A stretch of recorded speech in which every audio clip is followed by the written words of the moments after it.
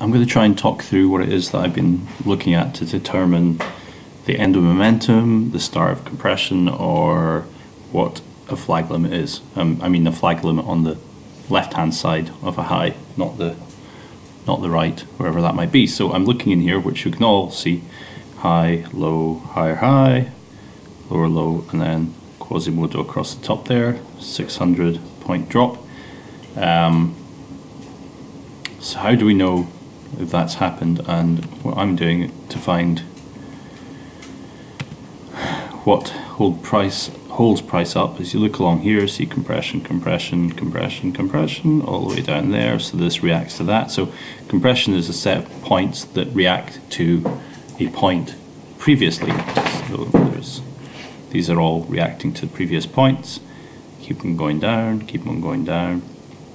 And things I see are this point does not react to anything immediately to its left. This does, these all do. Actually they don't quite. If you zoom in, you'll see that this point here actually doesn't react to anything immediately to its left. So I'm going to mark that in also. It's actually like this. And then of course this here isn't reacting to anything immediately to the left. So I mark these in as potential points for that's not quite right, hold on. There. I'll change my time frame just to move those forwards. So these are the points where I look to say, well, that's fresh demand. This is where new buying has come. Well, in my head, new buying has come from nowhere. So it's buy orders entering the market at that point. That's fresh, it's untouched. That's where you can look for a reaction to continue or for it to get broken. That's, to me, things need to be logical like that. I can't they don't make sense to me in any other way.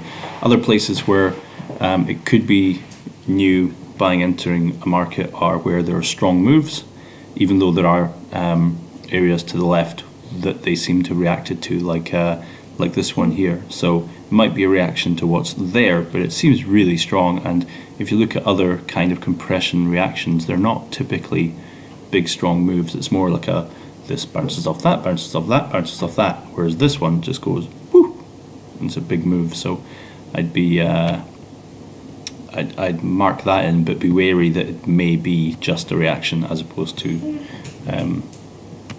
something new happening. I think actually we saw there that this one gets broken quite easily there. Yeah, so I'm not surprised. I won't be surprised to see if that comes down to from the 5 minute chart, just to come down to there. So you have to be wary with the ones that might be fresh, is that they go have a look. You'll see that they quite often react to the point that's beyond them. Anyway, so yeah, going along and watching what happens subsequently, you see that this point here, price reacts there, and then it reacts here, then it reacts here, and then it gets broken there. What would you call it? The decision to break this is up here, and when price comes back to it, it drops away.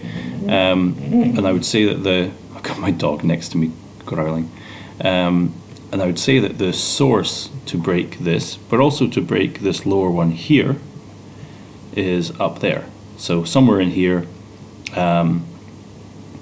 price is going up and then it decides to come down. So this is where you would expect, somewhere in like this area up here is where you'd expect price to, I didn't mark that particularly accurately, up in here to then drop away again if it got to this point. But it doesn't do that. It quickly spikes up above it. Boom, up like this, and then straight back down again. So people who are going short there just got taken out. Now that's a fake out. We know that's a fake out because of what subsequently happens, where price drops below this source of the move up. So it's come back down, and that's when you start thinking, okay, so there's no should in the markets, but say it should have dropped from here, but it didn't. It spiked up above, and now it's gone down below to show that it's thinking about turning around. Where would I look to get short in this? Well, this is where the imbalance happens. So I guess this is where you look to go short, and that's what a Quasimodo is. And sure enough, sorry, it's not yellow anymore, it's turned blue. Sure enough, when price comes up to there, it comes in and off it goes. Interestingly, you've got the decision in here to break up, and the point where this demand, which broke up, was broken back down again, is up here. So it goes boop, breaks back down, and it comes back to that, and that's where it drops off from. You have to decide for yourself how you're going to trade those. But when you look at this now, you see it's how just such a lovely Quasimodo.